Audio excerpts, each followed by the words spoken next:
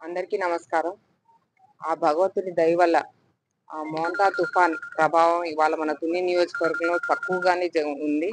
కాస్త అక్కడక్కడ మన తుని టౌన్‌కి ఇవాళ తుఫాన్ ప్రభావం ఎలా ఉందా అని చెప్పేసి తుని టౌన్‌లో ఎక్కడైనా రోడ్లు బ్లాక్ అయినాయా? డ్రైనేజ్ బ్లాక్స్ అయినాయా? రోడ్లు ఈ నీళ్ల వల్ల రోడ్లు జామ్ ఎక్కడైనా అయినాయా? ఒకసారి రివ్యూ తీసుకుందామని ఒకసారి తుని టౌన్‌కి రావడం జరిగింది.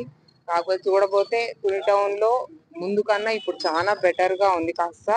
కానీ అక్కడక్కడ మటుకు వార్డ్ నెంబర్ 28 గాని, 29, 30 గాని ఈ చిన్న చిన్న రోడ్లు, ఈ డ్రైనేజ్‌లు ఇంకా కన్‌స్ట్రక్షన్‌లో ఉండడం మూలాన ఈ నీళ్లు కూడా స్టాగ్నెంట్ అయ్యి కొంచెం ప్రజలు కూడా ఇబ్బంది పడుతున్న సమస్య నేను చూశాను. కాబట్టి ఇవి కూడా త్వరలోనే పరిష్కరించాలని టేకప్ చేసుకుందాం అనుకుంటున్నాము.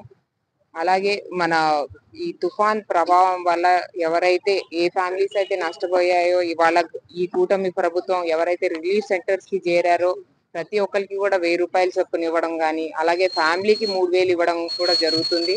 అలాగే మన తుని టౌన్ కి వచ్చేసి మన రేషన్ డిస్ట్రిబ్యూషన్ కూడా చేశాము. ఇవాళ పొద్దున్నే ఆ కార్యక్రమం కూడా చేస్తున్నాం. దాదాపు ఒక 200 మందికి కూడా రేషన్ డిస్ట్రిబ్యూషన్ చేయడం జరిగింది.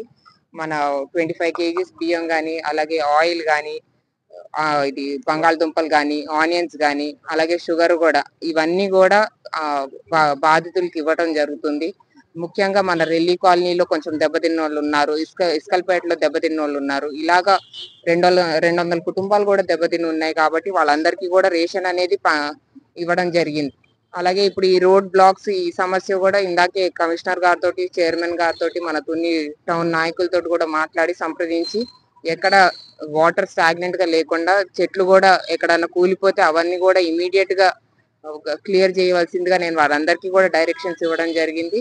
గతంతో పోల్చుకుంటే ఇప్పుడు తుని టౌన్ కాస్త వర్షాలు తాకిడికి నిలబడిందనే చెప్పుకోవాలి. ఈ తుఫాన్ ప్రభావానికి ఇవాళ తుని టౌన్ నిలబడిందనే చెప్తున్నారు ప్రజలు కూడా.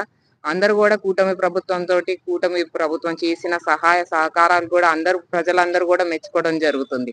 జై హింద్, జై తెలుగుదేశం, జై కూటమి.